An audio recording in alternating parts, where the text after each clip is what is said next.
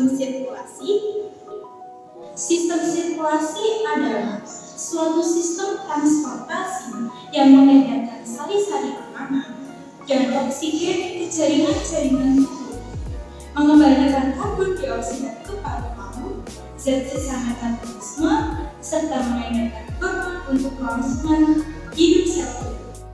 Nah, organ-organ yang di peredaran darah itu ada jantung, paru-paru, dan pembuluh darah.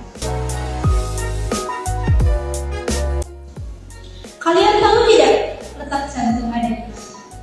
Letak jantung itu ada dalam rongga dada dengan ukuran sebesar genggaman tangan penghuni. Nah, di dalam jantung memiliki struktur, yaitu ada atrium kiri, atrium kanan, ventrikel kiri, dan ventrikel kanan. Materi selanjutnya tentang pembuluh darah. Pembuluh darah terdiri dari dua bagian, yaitu pembuluh darah nadi atau arteri dan pembuluh darah balik atau vena. Nadi arteri terdapat dua jenis, yaitu aorta dan arteri pulmonalis. Aorta membawa darah yang banyak mengandung oksigen dari jantung menuju ke seluruh bagian tubuh. Dan untuk arteri pulmonalis membawa darah yang banyak mengandung karbon dioksida atau CO2 dari jantung menuju ke dalam paru-paru. Pembuluh darah balik atau vena yaitu terdapat vena cava superior, vena pulmonalis, dan vena cava inferior. Untuk vena cava superior yaitu membawa darah yang banyak mengandung karbon dioksida dari tubuh bagian atas. Dan untuk vena pulmonalis yaitu membawa darah yang kaya akan oksigen dari paru-paru menuju ke jantung. Dan untuk yang terakhir, vena cava inferior yaitu membawa darah yang banyak mengandung karbon dioksida dari tubuh bagian bawah. Berikut merupakan gambar antara perbedaan pembuluh darah arteri dan pembuluh darah vena.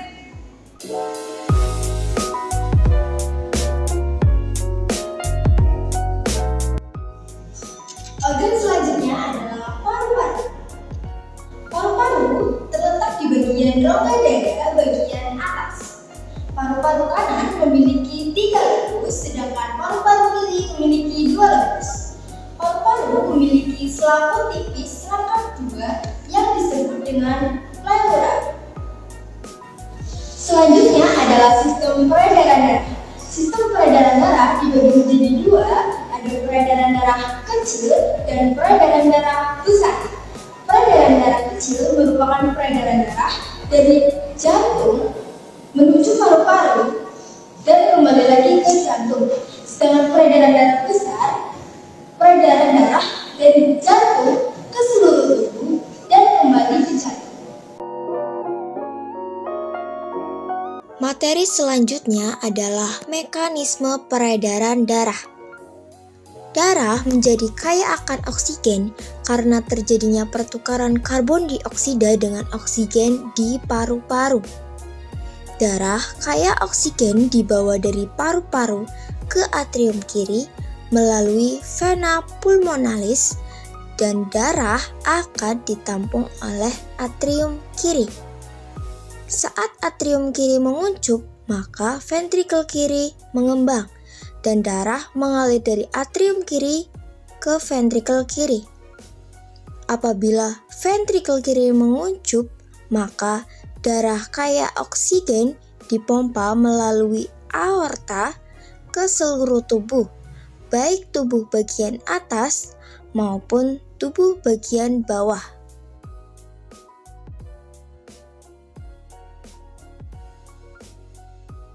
Darah kaya oksigen yang sampai di kapiler tubuh akan bertukar dengan karbon dioksida hasil metabolisme, sehingga darah menjadi kaya akan karbon dioksida.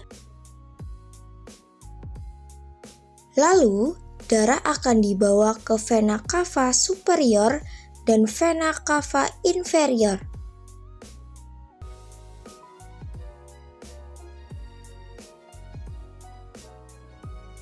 dan kemudian darah akan masuk ke atrium kanan. Saat atrium kanan menguncup, maka ventrikel kanan mengembang dan darah mengalir dari atrium kanan ke ventrikel kanan. Apabila ventrikel kanan menguncup, darah dipompa melalui arteri pulmonalis menuju paru-paru. Di dalam paru-paru, darah kaya karbon dioksida akan bertukar dengan darah kaya akan oksigen, dan peredaran yang sama akan berulang kembali.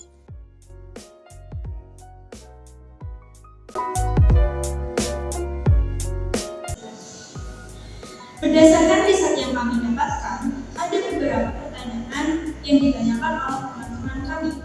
Berikut jawaban yang akan kami jelaskan jawabannya. Pertanyaan yang pertama adalah bagaimana cara menjaga kesehatan sistem sirkulasi, yaitu dengan berolahraga seperti jalan kaki, renang, dan bersepeda. Yang kedua ada nutrisi seimbang, yaitu konsumsi buah, sayur, dan biji-bijian.